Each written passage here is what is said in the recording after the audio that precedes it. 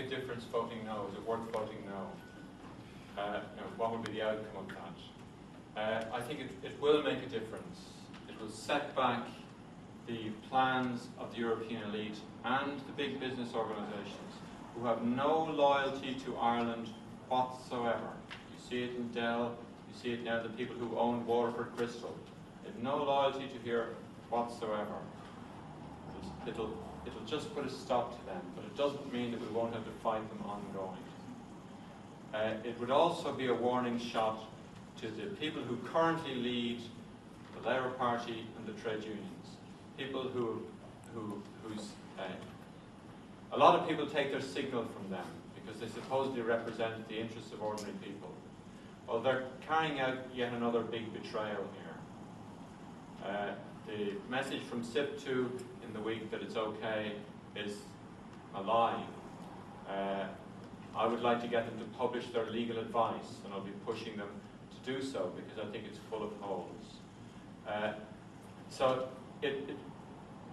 In this, as others have said, a lot of the left is working together in a way that it hasn't done so in the past, and this is happening outside of this campaign as well. And I think that's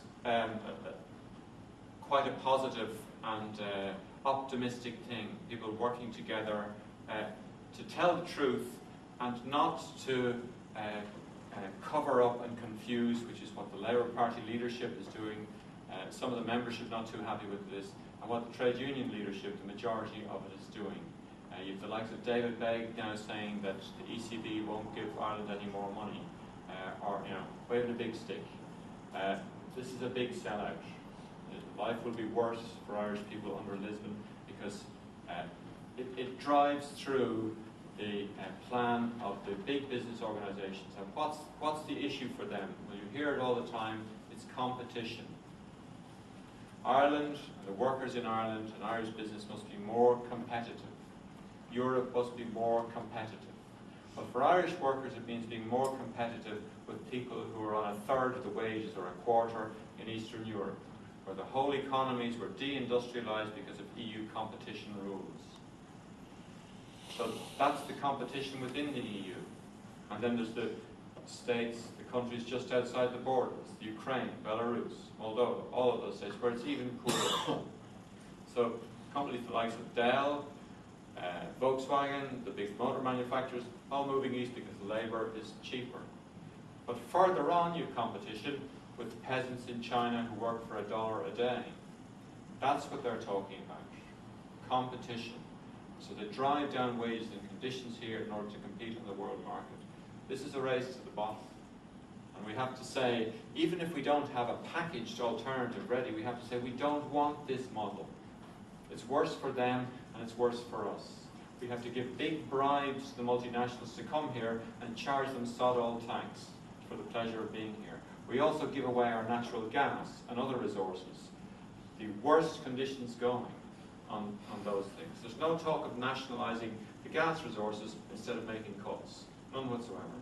So we have to say, we don't want this model. It's not working. And this is a chance to say that. On a couple of other things, just on the agriculture stuff. There has been no veto on trade in agriculture since 1997, since the Amsterdam Treaty. The veto on trade in agriculture at the WTO went then. And the Commission and the Yes people lie on this by omission. They say, oh, there's a veto. Don't worry about there's a veto on agriculture. It's only because there's a veto on other items. It's only because there's a veto on education, health, social services, cultural and audiovisual services, and some financial services. It's only because those remain that an Irish government or any other government can veto Peter Mandelson's proposals. Not on agriculture. That's gone. I think agriculture things will get worse. But fundamentally, Lisbon is the grave digger of the welfare state. That's the bottom line on it. And if we want to protect welfare services, to have some control and to not be pitched into competition between ourselves and the very poor, we should reject it. Do you want to get the guarantees? Final point, if you want, you can get the white paper. They're in the government's white paper. The guarantees are in the government's white paper. We'll get them there. Just what we can do. If you've got that leaflet, meet up with other people and discuss it. just to clarify yourself. They're probably the easiest short presentations of the arguments are in some of the press statements of the no campaigns, because they're written in such a way that the press can just take them and cut and paste them. So look for the press statements. I've got one here. If you look at the website, look for the press statements. They're the easiest accessible bits of information. Meet with your mates, sit down, work through them so that you're clear on them.